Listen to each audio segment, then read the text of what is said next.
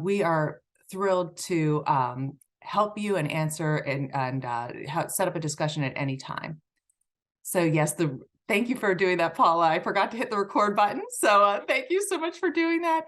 The workshop today is being recorded. So just for everyone to know, I just want to quickly introduce our team.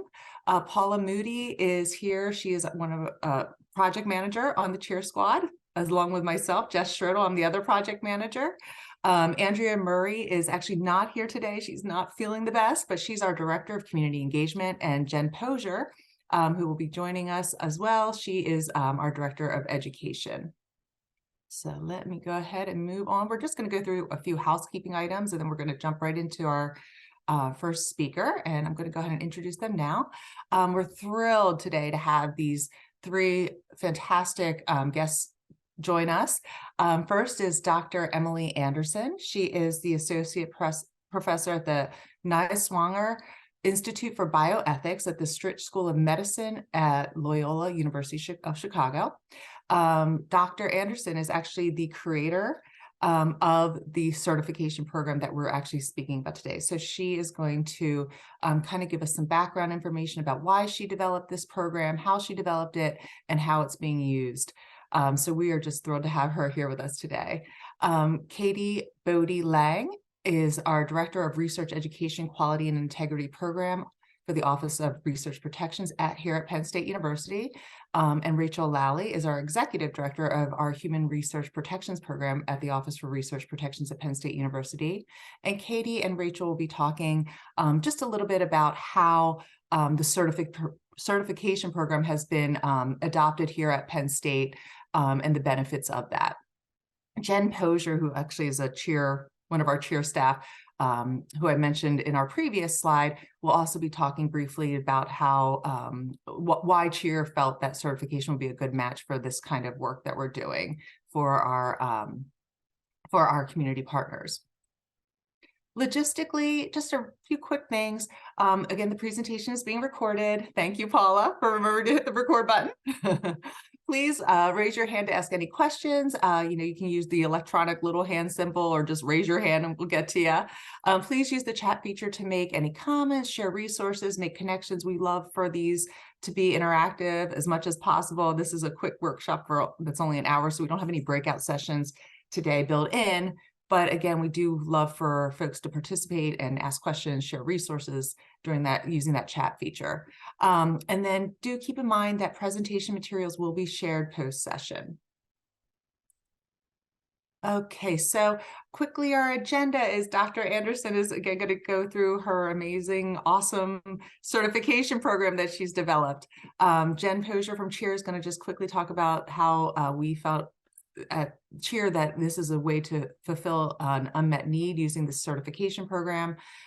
Katie Bode and Rachel Lally are going to then talk about using or adopting the certification program at Penn State. And then finally, we'll have a segment for question and answers from the audience to our speakers. Learning objectives. Participants will learn how certification, a human service protection training, teaches community partners about the importance of protecting research participants. Participants will learn how certification can support community partner education and position them to thrive as partners in research. And finally, participants will be able to identify steps to fulfill research ethics training requirements through certification at Penn State. So with all of that, now that we've gotten through all the housekeeping stuff, I am thrilled to introduce to you our first speaker. This is Dr. Emily Anderson, who again is an associate professor at Neiswanger Institute for Bioethics at the Loyola University Chicago Stritch School of Medicine. So Dr. Anderson, if you would go ahead. Thank you so much. All right, thanks, Jess. Hello, everyone. I'm really excited to be here and talk to you about certification, which really for me has been a labor of love, something I've been working on for a long time, and I'm excited to see how you're going to be implementing it and disseminating this at Penn State. I'm faculty at Loyola in Chicago. This work has been supported by the Center for Clinical and Translational Science at University of Illinois at Chicago from the beginning, with some additional funding through UIC from the National Institutes on Minority Health and Health Disparities, as well as C3, which is a consortium for community engagement in Chicago. And I think of this as very much a project that has Chicago roots.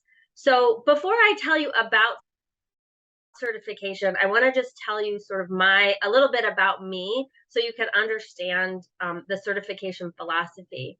When I was a graduate student, I won't tell you how long ago that was, but I started out my research career learning about community-based participatory research and community-engaged research, doing diabetes health promotion research on the southwest side of Chicago. At that time, it was funded by the CDC's Prevention Research Centers, which was one of the early groups doing community-engaged public health research. And at that time, I experienced firsthand not only the challenges of getting all of your community partner team members trained and ready to hit the ground running to recruit participants and obtain informed consent and collect data, but unique challenges that they encountered in the field because they were recruiting people they knew, collecting data from people they knew, having dual roles as both service providers in their community and researchers, and just thinking about how research ethics for them was just a little bit different. And they needed to learn some different skills than what I had learned as a graduate student. I started to learn about ethics at that time, research ethics and IRBs, and decided that was where I want my career headed. I went to St. Louis University and I got a PhD in healthcare ethics, with a focus on research and with a focus on public engagement and research. And I landed back at UIC, and that was about 2009. And what I heard from all my colleagues was, hey, remember those problems that we used to encounter so many years ago with getting our folks trained and with some of the unique issues that they encountered? They still exist. And we think that because you now have this PhD in ethics and you know about community engagement, that you're the right person to fix it. So I was encouraged and supported to develop a unique human subjects protection training for community research partners. So you can go to the next slide now. Whoever is controlling the slides, I forget. Great. So around 2010, I started working with folks in Chicago, and I did some focus groups, and I asked community partners and community engaged researchers to really share their dirty laundry with me. And that's exactly how I posed it in the focus groups. I said, tell me, what are the things that you didn't anticipate were going to happen in the field? To the community partners, I said, what are the things that you wish you would have learned in training that you didn't learn? What did you like about the training that you have completed? What have you not liked about the training? And I ended up creating a set of materials that could be used for in-person delivery that were really tailored to the unique needs of community partners. Number one, the fact that they maybe didn't have any research experience prior to joining the research project. And number two, their job was going to entail directly interacting with research participants on a day-to-day basis. And I developed these materials, and they were well received.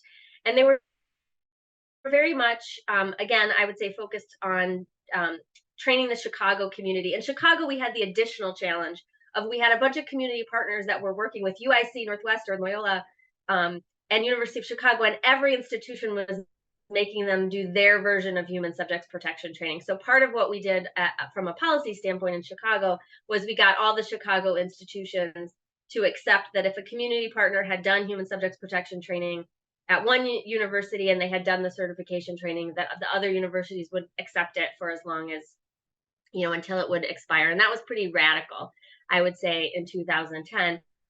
And I started disseminating these materials nationally, but what I kept hearing was a continued demand for something that was online, that people could do on their own. And as much as there are things that we don't like about online trainings, and I don't want to pick on any particular one, they do have the advantage of convenience and being able to be done whenever, wherever. People can do it at night, they can do it in the morning, they can do it on the on the train. And so I kept hearing people say, like, I really wish you'd turn that certification into something online so that we could use it. Another challenge is, small teams, new members onboarding in the middle of a project. It just was too hard to put together an in-person training. And also, what I was hearing from my HRPP colleagues, folks who work at human research protections programs, folks that run IRBs, is that they were really looking for something that was consistent, that they could count on, that certain material was being delivered, and that they could track who was participating. And so in about 20, I would say 17, I started working on putting together the online version of certification. Next slide.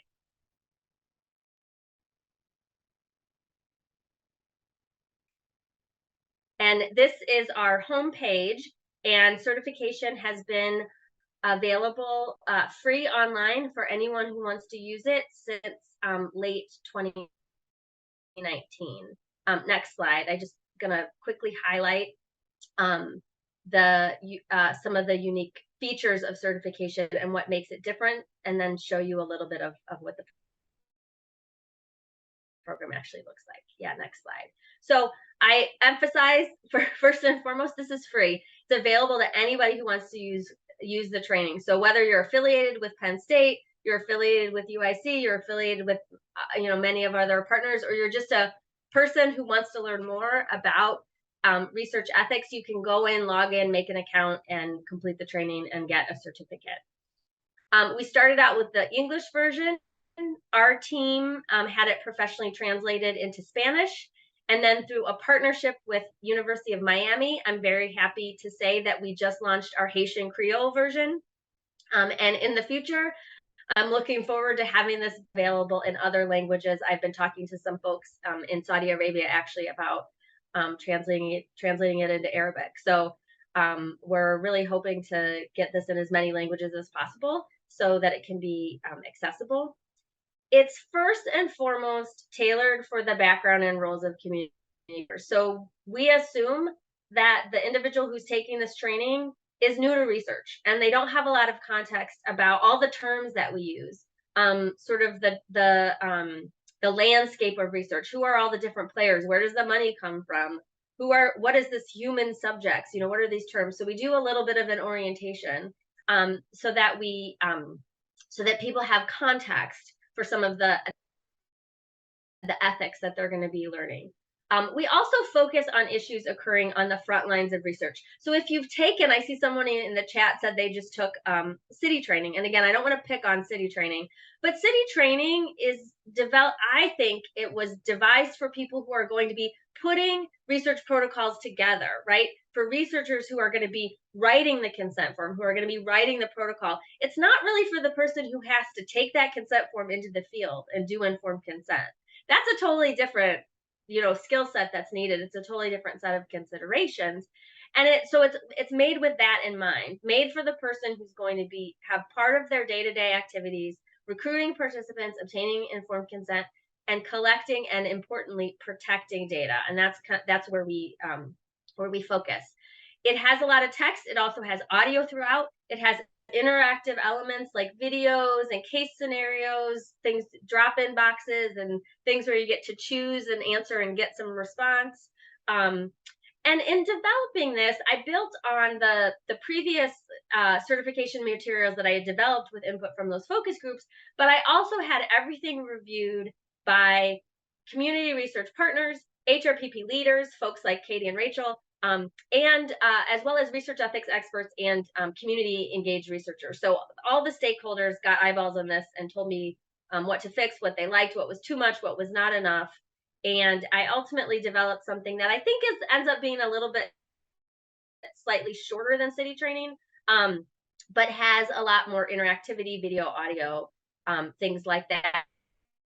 And it has two features that I always forget about, and I was talking about with the folks while we were chatting online prior to this. Number one is you can stop anywhere at any time, log out, and you'll come back right to where you are, even if you're in the middle of a module. And it can also be done on a mobile device. So mobile device, iPad, or computer. So it's really flexible in that way. Again, providing flexibility for people who don't have a huge chunk of time to do this all at once and are trying to get it get it done in bits and pieces. So that's my that is the background of certification, the philosophy, and its birth story, I guess, where it came from and why it is the way it is. And we're always looking to improve it and build on it, and share with more folks. So the next slides I have, you could just run through, just maybe sitting on each one for about 5 seconds. They show, oh, sorry, this one you can stop. This is just to show folks at Penn State. These are all the institutions. I know it's small and you probably can't read it all, but these are all the institutions that are formally using certification around the country. Like I said, it's freely available to anybody who wants to use it. But like Penn State, we have institutions that have formally adopted it, and set up partnerships so that they can track who's using it, and people who are using it can affiliate with your institution, and that helps out your HRPP in terms of verifying that training was actually done. So now you can go to the next slide, and these are just some screenshots of what it looks like, so you can see it has our nice UIC red and blue. It's easily navigable, has modules all down the side. These are our modules. This is sort of the bread and butter of human research protections. Will look familiar, but we have storybooks in there. We have, let's see what the next, we have, I think the next picture is the next slide is a matching. Oh, this is it's a flyer, and it tells you good and bad things about the language on the flyer, and gives you some feedback about statements that are appropriate to make for recruitment and statements that aren't appropriate to make. Next slide.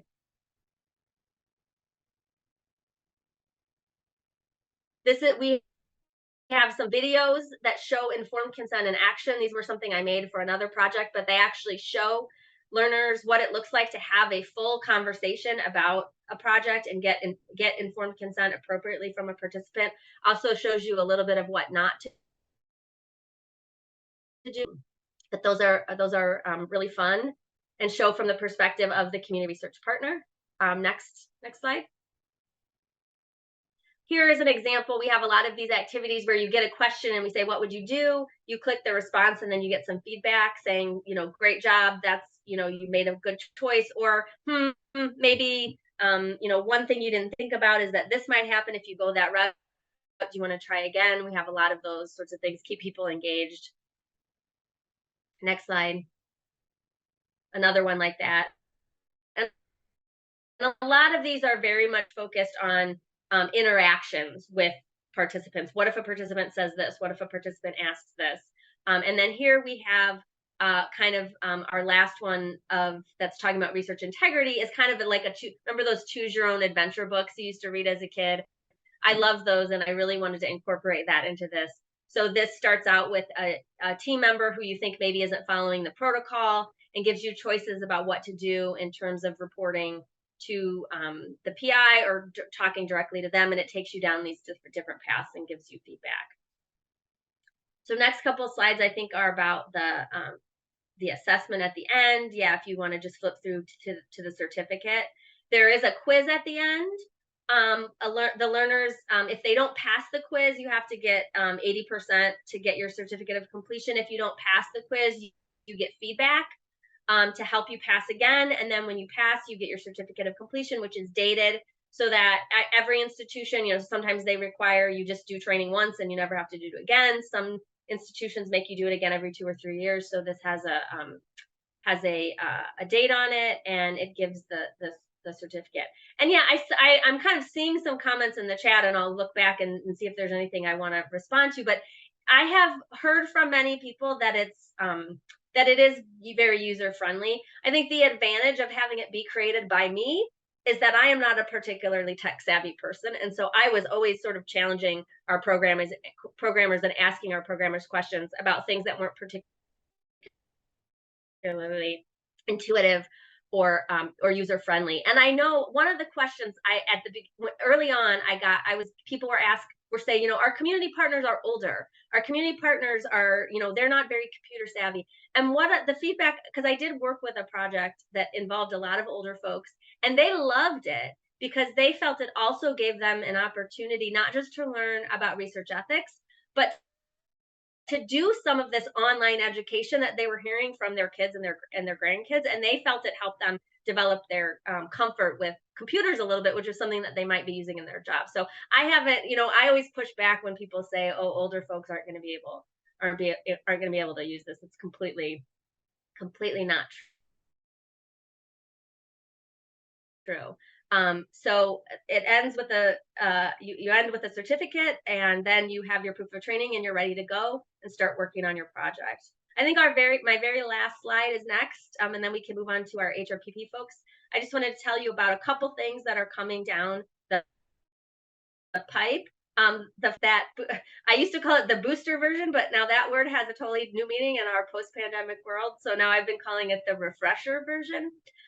But everybody knows that a lot of institutions require you to refresh your training or do some continuing education after your human subjects protection training has expired. And it's better for everybody if that training is a little bit new and different.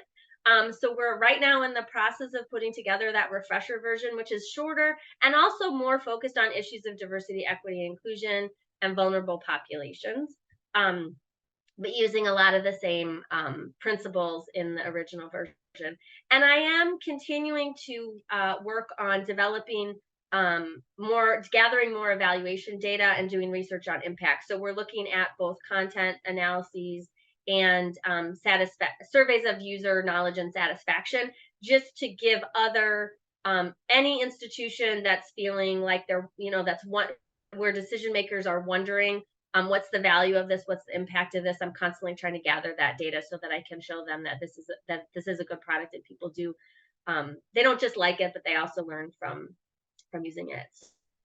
So certification, as you can see, this is the project that I'm super passionate about and really have loved working on. And if anybody has ideas for other things related to training community research partners on human subjects protection, ethics, and research integrity, please feel free to reach out. You can email me. I'll put my email and our certification email in the chat box, and reach out. We're always thinking about things like investigator discussion guides is something else we're working on, adding more case studies to our library, and just really trying to create some community also around certification for folks that are interested in ethical issues that arise in community engaged research. So again, I'm super excited that this is being adopted at Penn State and looking forward to hearing how it's operationalized, because every institution that kind of signs on to using this helps me recruit more institutions to use it. So having a great institution like Penn State on board gives me some more momentum. So thanks. Thank you so much, Dr. Anderson. That was awesome. So cool what you've come up with. I have to say, just really, really great stuff. I know while you were presenting, I was thinking of like all these light bulb moments of like, oh, this would be so cool to use. And, just you really inspired me to think about other, like you said, kind of developments and tools and ways this could go. And it sounds like you've got lots of work that you're doing with this. And continuing, like you said, with these refresher versions. This is fantastic. So thank you so much. All right, so we are going to move on to our next, and here's Dr. Anderson's email, just to let everyone know too, if you'd like to contact her. So I just want to we're going to switch gears with Jen Posier, who is our Director of Education at the CHEER program at Penn State College of Medicine, and she is just going to talk quickly about how Penn State decided and why Penn State decided to bring Dr. Anderson's certification program onto Penn State. So Jen, if you're there, we're ready for you. Sounds great. Thanks so much, Jess. And I just wanted to also extend my thank you to Dr. Anderson for your time and efforts, not only being here today. We're so excited that you're able to share so much about this program, but also all the wonderful innovation that you've done in this space. And this has really grown over the past really few decades, I would say, in terms of the need for identifying these alternative options. You can go ahead to the next slide, Jess. And I'm really excited to hear the future of this too.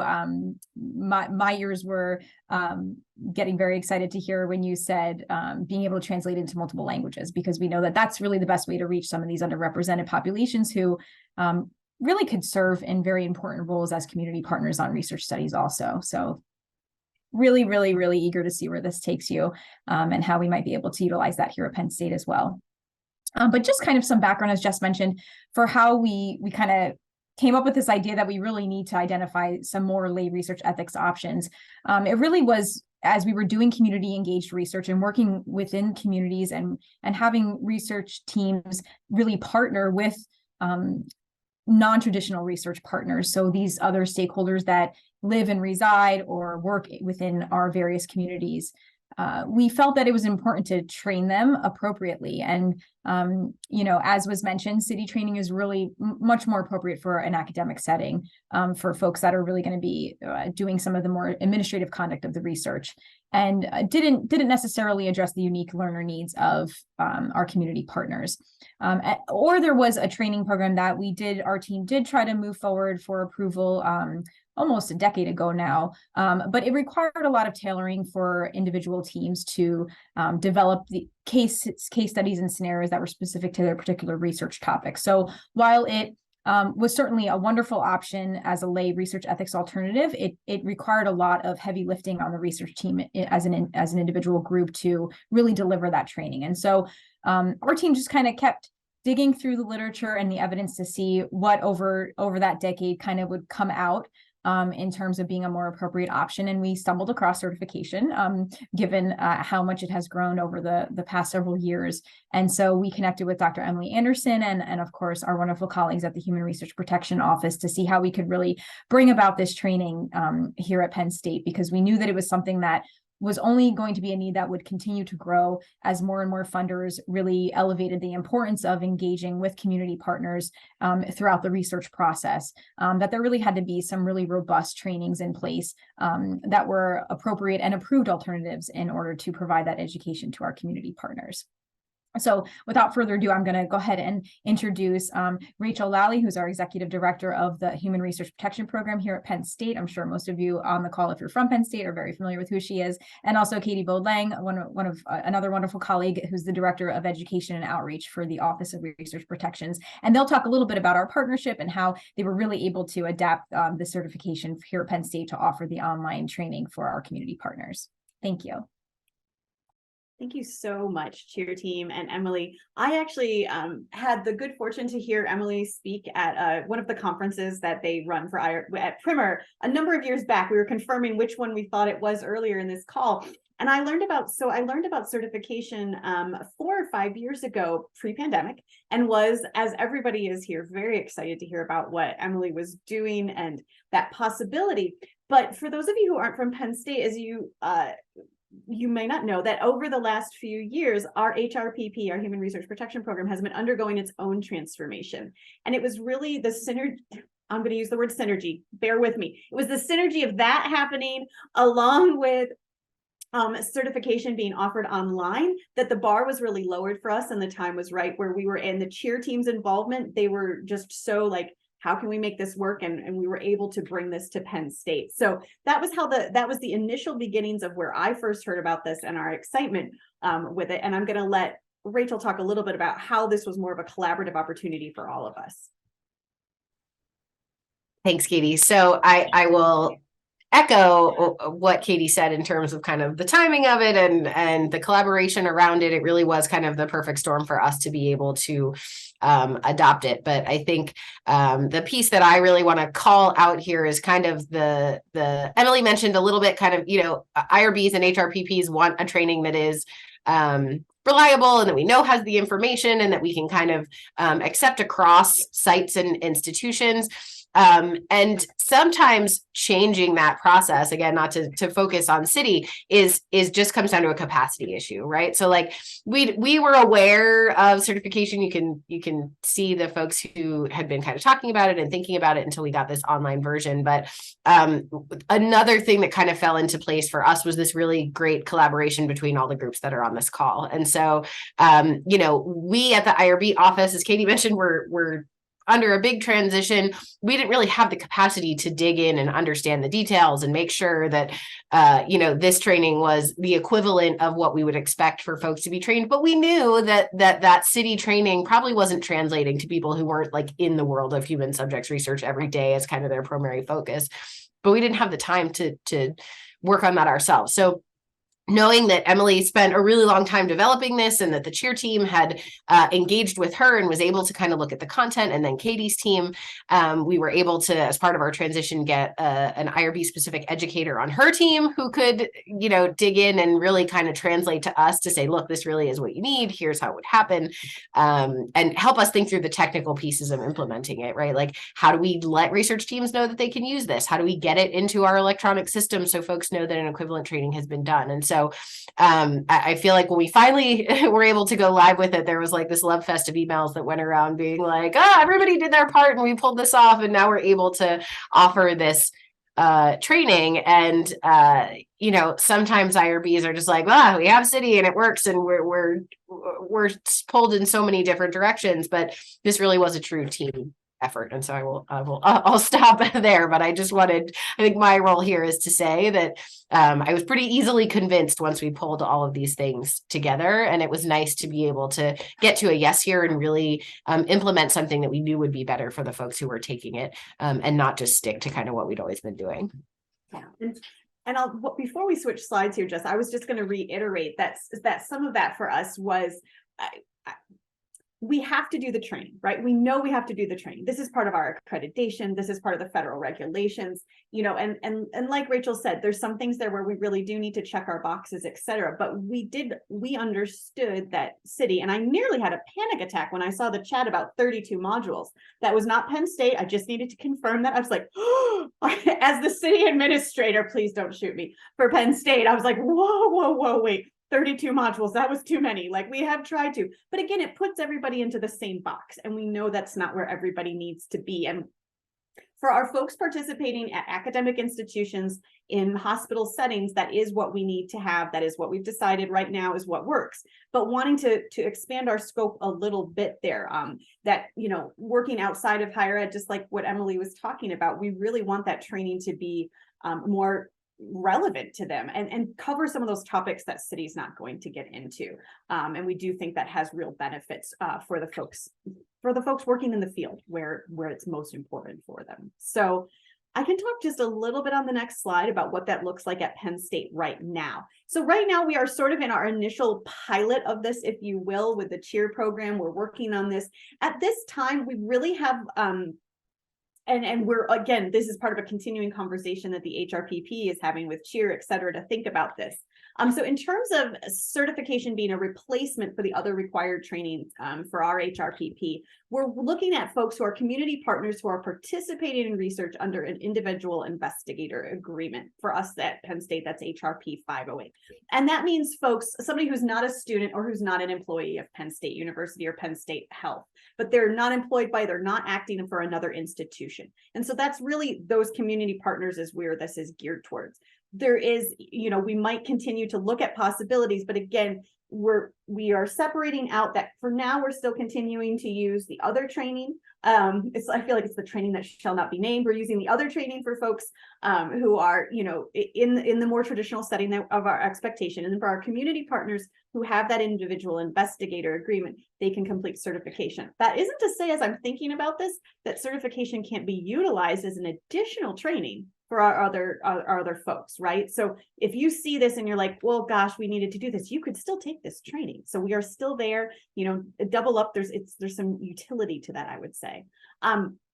And it's fairly simple. They just have to register and complete the certification course online. I mean, and again, like Emily said, they can take it on any time. You can take it on your phone, the modules you can save and go back to. And we have full instructions, but in terms of like a quote unquote affiliating with Penn State, it's really quite simple there.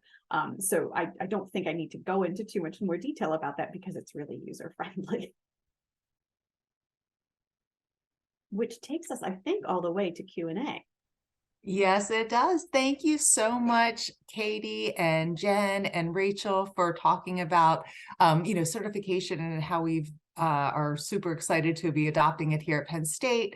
I think, Katie, you were just talking, and I just wanted to kind of add on and piggyback to what you were saying, that what's really cool about this certification program is that, there's so much benefit to it, even for folks who are not required to use it, right? Like there's just some really good information in it that you could even pick and choose, just about the process of research. And it's not, I hate to say, but like other trainings we know of that we shall not name, they're pretty boring. I mean, quite frankly, they are boring. They are boring for everybody who has to take them. Well, most people I know, let me put it that way. Maybe some people do enjoy it, but there's just a lot of information there. It's an information overload. Whereas this program, I feel like it's done in a very, also from a educator standpoint, that's where my specialty lies. It's done well. It's done from a perspective of a learner and what the learner will enjoy. So it's just good stuff.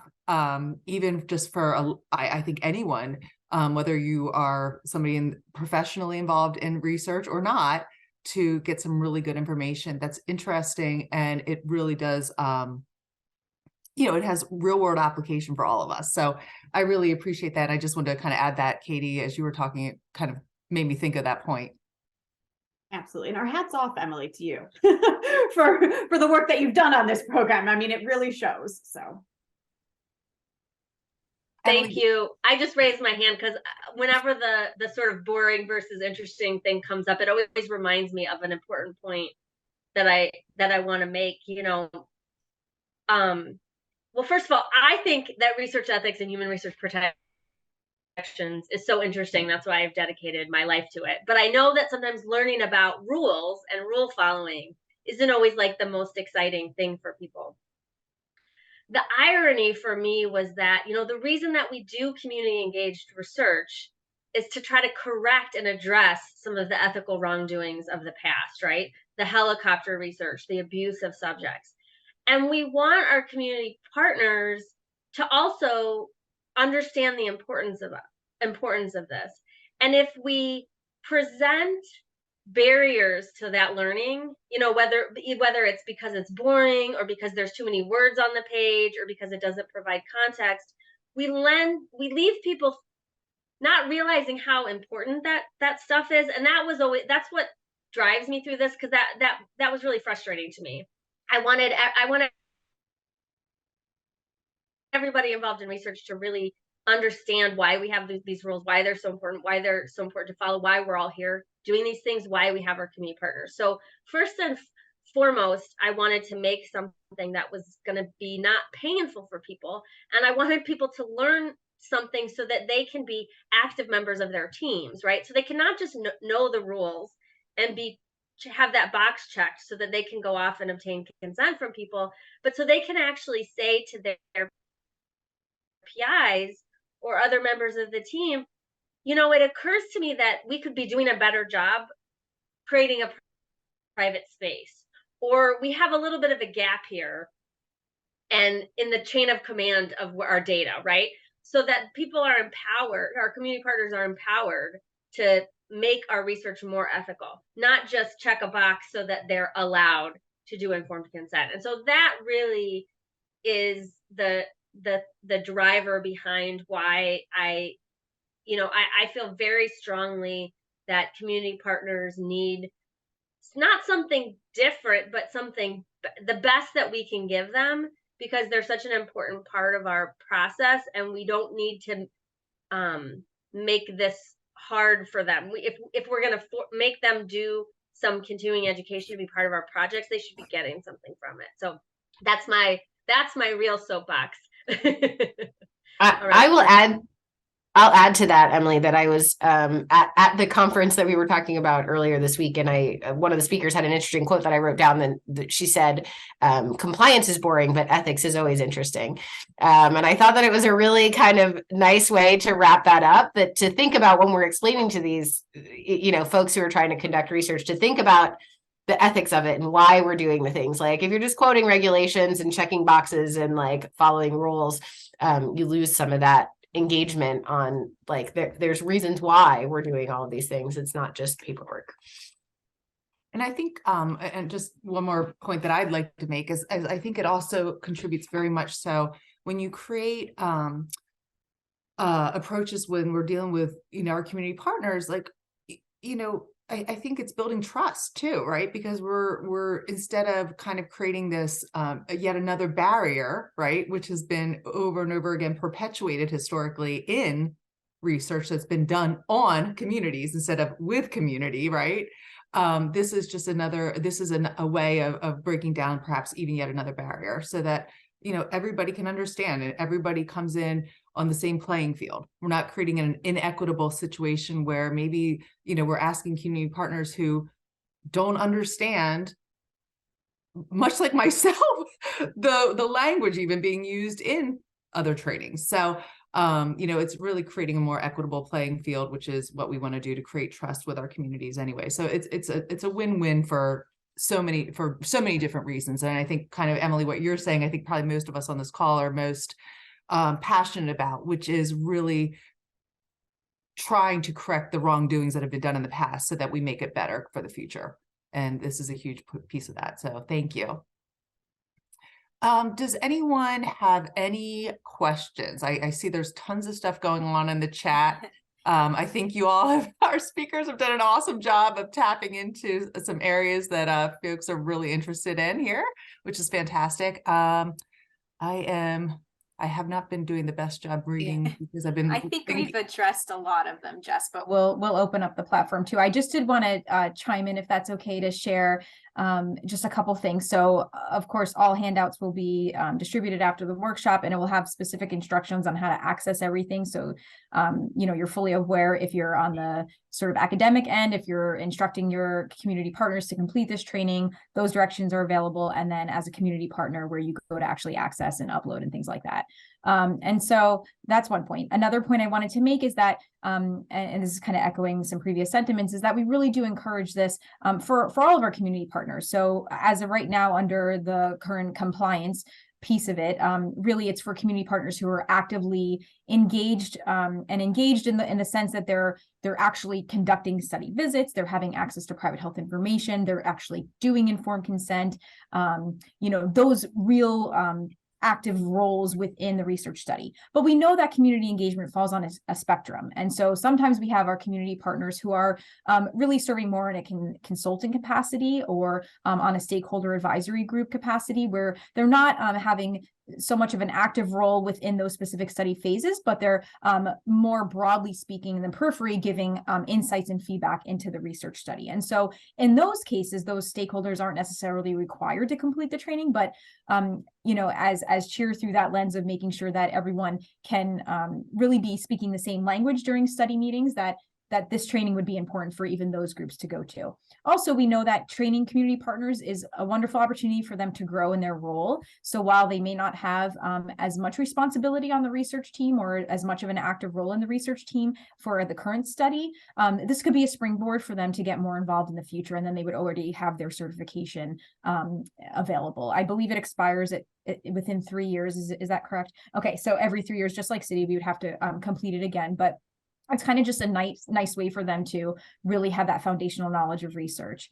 And our team, the CHEER team, is really happy to supplement some of those trainings. So if you find that your research team is going to go through certification, but many of your community partners are going to have a very active role in informed consent and recruitment and enrolling participants into research studies, that's something that we can supplement through more in-depth exploration of those topic areas. So we're happy to do that on a team level. So just please reach out to CHEER, and we'll include all of our contact information too. But I wanted to make teams aware that it's required for some groups, not required for all, but we certainly encourage it because we see the value that it can bring and what that could lead to in the future for our community partners.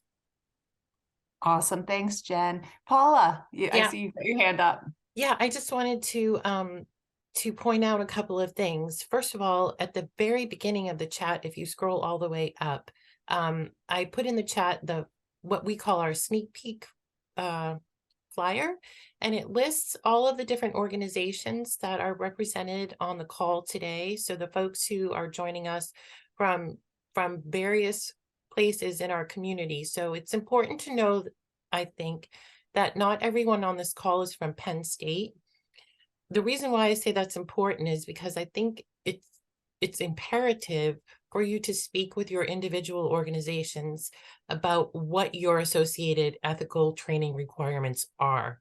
So we have requirements as Penn State employees, but your requirements may be different. So before you, I guess I would caution you to consult with your administrators to find out if this training would meet the needs of your particular organization. And that's something, as you've heard on this call, that we did, well, we, meaning Jen, our director of education, and some folks who were involved earlier on in the process to kind of pitch this, for lack of better phrasing, to our administrators to say this does meet the requirements because of how rich and detailed it is. But please, please take this information as a way for you to that later approach your individual and unique administrators about whether or not this training would meet the needs of your organization. Yeah. Thanks. Thanks, Paula. What a great point. Exactly. You know, individual institutions are going to have different requirements and so on. And that's really important to keep in mind, that there are folks here that are not going to be from Penn State as well. So thank you for pointing that out. I was just looking through the chat, and I saw something really cool, about, community health workers. Somebody was, I think, and I don't want to put anybody on the spot, but somebody, Sean said, this would be amazing to introduce to new community health workers. I would also love to bring this to the community health organizer program. So some really cool stuff in the chat. Yeah, the community health workers, this is definitely, I know this is a big part of what we're trying to do at Penn State. Oh, there's Sean. She's got her hand up. But yeah, I know we're trying to work with our community health workers, and I know there's a few other folks too on the call who are very engaged with community health workers as well. But Sean, go ahead, please. So I happen to be a community health worker. I was certified when they were doing the grandfathering us in. If you happen to have been a community health worker for so long, done the job for so long, I was grandfathered in that way. And I am currently a community health organizer through the Pennsylvania Department of Health and the Office of Health Equity. So we don't necessarily do research involvement currently per se. However, through the Erie County Department of Health and we are doing research through focus groups. And neither of us have done focus groups before, and we are slightly winging it, trying to gather information post-COVID. And this would be an amazing opportunity to learn more so that the information that we are gathering is more useful. So like, it would be a great help to the both of us who haven't done focus groups before to go through this training. And I think there are a few other CHOs who would also love to go through the same training, just so that we can do the same thing, so that we can better help our community, to know how to better help our community, to gather the information and just bring it back to the people that we report to, the powers that be, per se. That is awesome, Sean. Sean, what community are you with? I'm just curious. I am based out of Erie County. Oh, so you're up in Erie. Okay, cool. So Sean, our cheer team, we are able to help assist you as well. When you were mentioning community focus groups and things like that, we would be happy to help you with our expertise, and you know, provide you with support, educational program, whatever we can do. So we're going to provide that at the end of the workshop, and we would love to hear from you. Or that would be amazing. Yeah, absolutely. Are you driving? I am. Would you like, you know what? Then you don't write to a partner.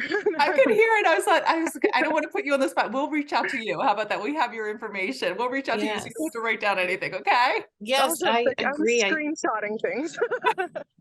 Sean, I feel like this is a very natural connection and partnership that we could have with you.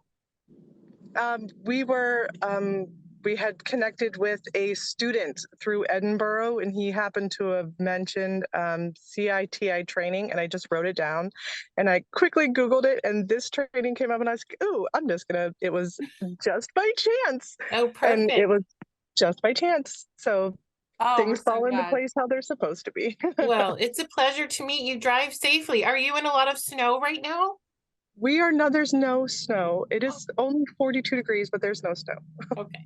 Well, drive safely. And yes, as Jess said, we'll connect. And Jen Poger is our whiz about putting all of this information in a beautiful packet for participants at the end. So you'll probably see that come into your inbox, I would say probably midweek of next week. So there'll be resources in there, but including the best way to get in touch with us so we can partner moving forward. Wonderful. I'm very excited. Thank you. Yeah. Okay. Yeah, Sure. and just okay. I'm sorry, Paula. I was going to say, and Sean, just to let you know, I yeah, definitely we'll be in touch because we have some really cool networks for community health workers too, like nationwide ones that I don't know if you're are participant in any of them, but anyway, we've got some really cool stuff that I'd love to share with you. So it's great to hear from you, and we're so glad you're here. Yes, I'm actually a part of one of the panelists. That's a certified community health worker organization that's across the whole state to just help promote being CHWs, because the work that they do is so important.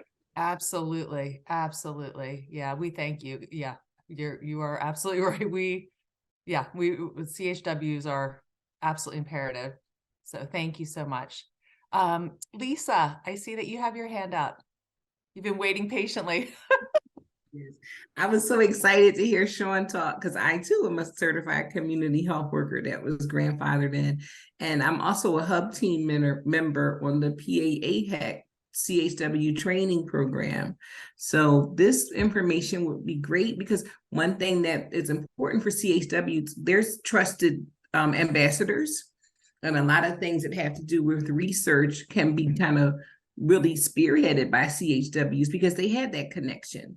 Right. So and then in my current job with Drexel, I actually train community health workers. Right. And so they get a dual certification. It's community health worker and certified peer specialist. But this would be good because those are young people, 18 to 24. So that they could just learn just the basics about what it means to talk about informed consent and try to build trust and talk about protocols and things of that nature. Because I'm trying to help them with their internships to maybe get into some of these research backgrounds and things because there's an interest there, right? So that's when I was like, this is awesome. And I'm the person that had the 32 modules and it took 8 hours. And I was like, Awful. I'm actually on a study with the University of Pennsylvania. So it was important because right after we went through that, we had to change something in the protocol. So we're waiting for the approval from the IRB now. And so this just fit everything together for me. So I'm definitely going to talk with my team about trying to put this in some way. And I'll talk more with you all about how to make it something that we could talk to our participants about in some way. Lisa, it's so nice to see you again. You and I met at the community health worker training. I knew you. I saw your name, and then now with your video on, it's like all coming together. So I'm so glad to see you again. Yes, you too. I knew you. Yeah. Good stuff. Yeah, absolutely. And thanks, Lisa. I just wrote down your name too, because I think, yes, we could definitely work together and there's some good coordination that could go on here. We have some other things in the works too, that we can't really announce about it yet. Like we've got to get some approvals and things like that. But yeah, there's some really good stuff I think that we could be working together on. And so you're in Drexel, you said, Lisa, right? So you're in the Philly area. Yep. I love that we have Philly and Erie. We've got like the two ends of the state. Yeah, that's how it is with community health workers. You know, and I'm actually on the national CHW organization too. So I'm on the state with the PA CHW as well as the national. So wow, wonderful, wonderful. This is fantastic. Okay, so we are getting close to time, and I just want to see, does anyone else have any questions, comments? I don't want to miss anyone. Okay. I think we're good. All right. And I know there's a few others on the call too, who actually are working very closely with community health workers at Penn State as well. So I think there's some really good stuff here. And of course, this certification program, it just seems like it's a real natural kind of marriage or partnership or blend for many of us in here that are really interested in doing this research, but you know, more from a lay perspective, like this kind of training and things. So this is great. Let me see here if we have anything else I want to go over real quick. Oh, we have upcoming programming that we want to announce. This is going to be in 2023, so after the new year. In February of 2023, we're doing some programming. It's a workshop called Systemic Racism in Research, why there's still work to be done to rebuild trust in communities of color. In March 2023, we're doing Upending White Normativity, diversifying research to improve science and engagement. And then in April of 2023, we're looking to do a workshop, Overcoming Barriers to Community Action Partnerships, a Team Science Approach. So we're super excited to be introducing those. They'll be coming up again in 2023. If anybody is, you know, looking at any of those, we're still working on those workshops. And if anybody has contributions they would like to add, or, you know, thoughts about any other workshops in the future that they think will be meaningful, you know, we are really wanting to work with everyone. You know, we really want to hear your voices and reflect what the needs are and the wants are of our, you know, all of us across the state, all of us that are doing this work. It's super important. So please reach out to us anytime. Our email, let me give that to you next, is right here. We do not have an office phone number, which is funny. So please email us.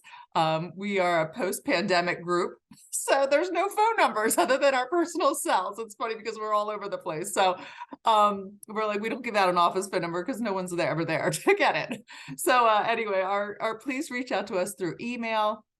As Paula mentioned, Jen Posier, our colleague, will be sending a package of everything, that all the materials from today. So you'll also have our contact information when you receive that, probably mid next week.